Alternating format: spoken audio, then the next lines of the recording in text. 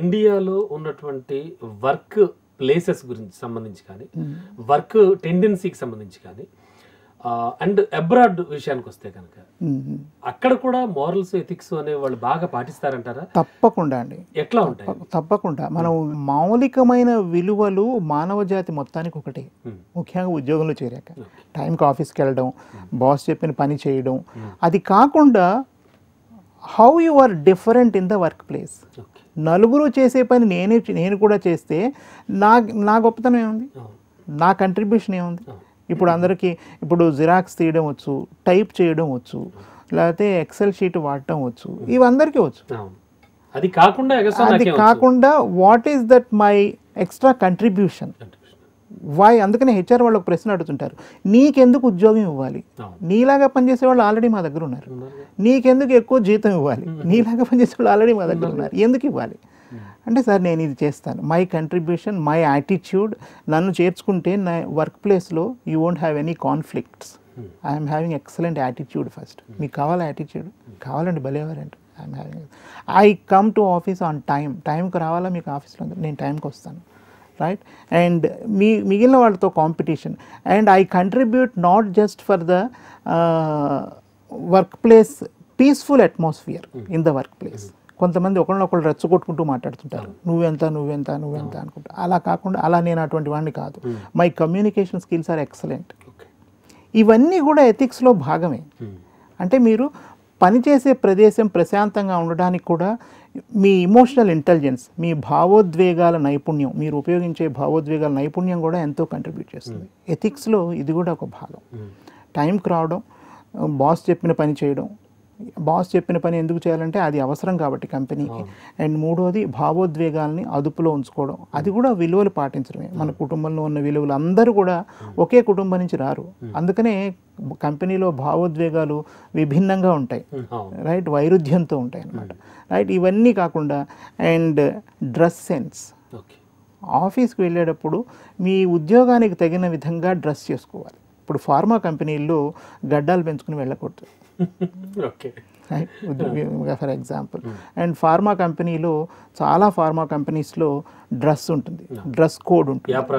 ఎందుకంటే dress code ఎందుకు పెట్టారంటే, వీఆర్ ఆల్ వన్ ఫ్యామిలీ, మనమంతా ఒకే కుటుంబం అన్న భావన ఉద్యోగుల్లో రావడానికి, మనమంతా ఒకే కుటుంబంలో పనిచేస్తున్నాం, ఏకాత్మన భావన రావడానికి ఉద్యోగుల్లో ఆ డ్రెస్ కోడ్ పెడతారు.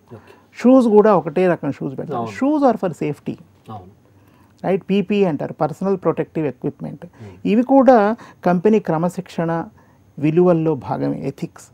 ఆ ఎథిక్స్ అవన్నీ కూడా ఒక కంపెనీ క్రమశిక్షణ, డెడికేషన్, డిటర్మినేషన్, డిసిప్లిన్ ఆ కంపెనీ యొక్క విజన్, మిషన్లో ప్రతిఫలిస్తాయి. ఈ విజన్ అంటే ఏంటి? ఒక కంపెనీ ఈ సమాజానికి ఏం చేయాలనుకుంటుంది, ఈ కంపెనీ సమాజంలో ఉండడం వల్ల ఏం లాభం. ఇప్పుడు టీవీ అనుకోండి, వినోద పరిశ్రమ, సమాజానికి సమయానికి తగిన వినోదాన్ని ఇస్తూ సమాజం మొత్తాన్ని, ఇన్ఫోటైన్మెంట్, సమాజం మొత్తాన్ని ప్రశాంతంగా ఉంచడం, సమాజం మొత్తానికి వాళ్ళకి నిత్య జీవితంలో వాళ్ళని ఉల్లాసంగా, ఉత్సాహంగా ఉండడానికి వినోద పరిశ్రమ ఒక అద్భుతమైన సాధనం. దానికి ఇన్ఫర్మేషన్ కూడా, మన మోరల్ వాల్యూస్, మనకున్న పరిధిలో విలువలు పాటిస్తూ, భారతీయ విలువలు పాటిస్తూ, ఇవన్నీ కూడా వర్క్ ప్లేస్లో ఎంతో విజన్, మిషన్ అని చెప్పాను కదా, ఆ మిషన్ ఏ స్థాయిలో కంట్రిబ్యూషన్ ఉంటుంది. అండ్ విజన్, దూరదృష్టి. ఈ కంపెనీ ఎన్నాళ్ళు ఉండాలి, ఒక 100 ఏళ్ల పాటు సమాజానికి సేవ చేయాలి. కంపెనీలు ఎలా పుట్టుకొస్తాయి? ఒక ఆయన సాఫ్ట్వేర్ కంపెనీ పెట్టాడు అందరికంటే ముందు, ఎందుకంటే ఆయన విజన్ చాలా గొప్పది. ఆయన సాఫ్ట్వేర్, నేను కంపెనీ పెట్టి 10 మందికి సాయం చేయగలను అన్నారు అని ఆయన సాఫ్ట్వేర్ కంపెనీ పెట్టాడు. ఒక ఆయన సాఫ్ట్వేర్ కంపెనీ పెడితే అది పాడైపోయింది. ఎందుకని? విలువలు లేకపోవడం వల్ల, విలువలు పాటించకపోవడం వల్ల. ఉద్యోగులు అందరూ అంటే ఎవడైతే పాలకుల యథారాజా తథా ప్రజ అంటారు, పాలకుల విలువలు కంపెనీ కానీ దేశం కానీ ఎలా ఉన్నాయో అవే విలువలు సమాజంలో కానీ కంపెనీలో కానీ ప్రతిఫలిస్తాయి. సార్, ఇప్పుడున్న కండిషన్లో ఏ కంపెనీ స్టార్ట్ చేసినా, లేకపోతే ఎటువంటి ఆర్గనైజేషన్ మొదలుపెట్టినా కూడా ఎథిక్స్ అండ్ వాల్యూస్కి చాలా వాల్యూ ఉందంటారా? ఖచ్చితంగా ఎథిక్స్ అండ్ వాల్యూ లేనిది కంపెనీ నిలబడదు. ఖచ్చితంగా నిలబడవండి. ఏవైనా సరే ఆర్థిక విలువలు కూడా, ఆర్థిక నిజాయితీ కూడా ఉండాలి. ఈ ఆర్థిక మాంద్యం వచ్చేది కంపెనీల్లో విలువలు పాటించకపోవడం వల్ల.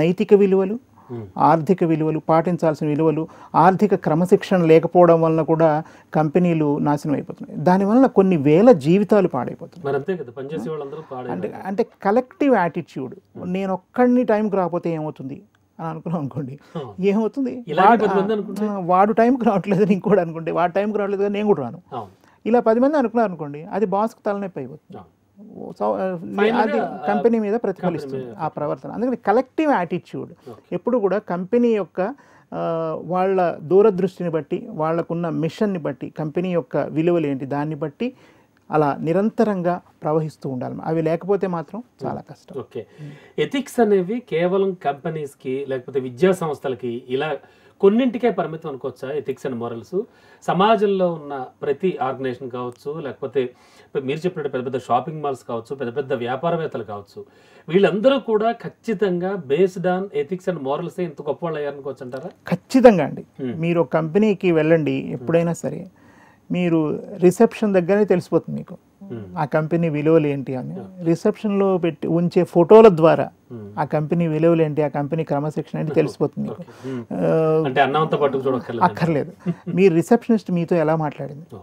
ఈ రోజుల్లో ఏ కంపెనీకి వెళ్ళినా కూడా రిసెప్షనిస్ట్ మొబైల్ ఫోన్ పట్టుకుని ఉంటుంది. మీకు తెలుసు అది తప్పు అని చెప్పేవాళ్ళు ఉంటారు, వాళ్ళకి తెలుసు కూడా. మీరు కంపెనీకి వచ్చిన ఫోన్ లిఫ్ట్ చేయకుండా మీరు రిసెప్షన్లో మీరు మీ మొబైల్ ఫోన్లో మాట్లాడుకుంటూ ఉంటే దానివల్ల కంపెనీకి చెడ్డ పేరు వస్తుంది. ఎవరైనా వచ్చి చూసిన వాళ్ళకి ఫస్ట్ ఆఫ్ ఆల్ దానివల్ల ఆ కంపెనీ అంతేరా అనుకుంటాం, ఆ రిసెప్షనిస్ట్ అంతేరా అని స్పెసిఫిక్గా ఎవరు అనరు.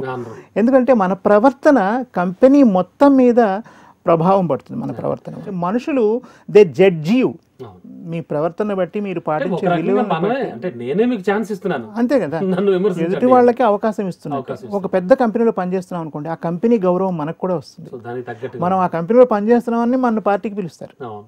ఇవన్నీ కూడా మౌలికమైన విలువలు, వర్క్ ప్లేస్ లో మనం పాటించాల్సిన విలువల కిందకే వస్తాయి. ఓకే, వాల్యూస్ అండ్ ఎథిక్స్ విషయానికి వస్తే కనుక సంస్థలో పనిచేసేటువంటి ఉద్యోగులు చాలా సిన్సియర్గా, చాలా కష్టపడి మీరు చెప్తున్నటువంటి ఇంతవరకు చెప్పిన ఈ వాల్యూస్ పాటిస్తే సరిపోతుందంటారా?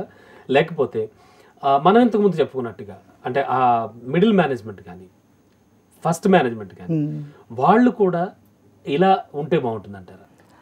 అందరూ అనండి, మేనేజ్మెంట్ లెవెల్స్తో సంబంధం లేకుండా ప్రతి ఒక్కళ్ళు మౌలికమైన విలువలు పాటించాలి. ఈ విలువలు ఇంకోటి ఈ మధ్యన ఇంకో అంశం పైకి వస్తుంది మనకి, వర్క్ ప్లేస్ హెరాస్మెంట్. విలువలు పాటించని చోట ఈ హెరాస్మెంట్ ఎక్కువ ఉంటుంది అన్నమాట. ఏదైనా సరే లేడీస్తో హెరాస్మెంట్, సెక్సువల్ హెరాస్మెంట్ అంటే అనమాట. ఈ విలువలు ఇది ప్రభుత్వం కూడా చాలా సీరియస్గా తీసుకుంటుంది ఈ విషయాన్ని. దానికి ప్రభుత్వమే కొన్ని నియమ నిబంధనలు చేసింది, ప్రతి కంపెనీ పాటించాలని కూడా నియమ నిబంధనలు విధించారు. అందుకే ఇవన్నీ కూడా ఖచ్చితంగా పాటించాలి. కులం, మతం ఈ 2 అంశాలు కూడా వర్క్ ప్లేస్లో మాట్లాడకూడదు. అది ఒక విలువగా పాటించాలి, అది ఒక ethic, work place ethic. Exactly.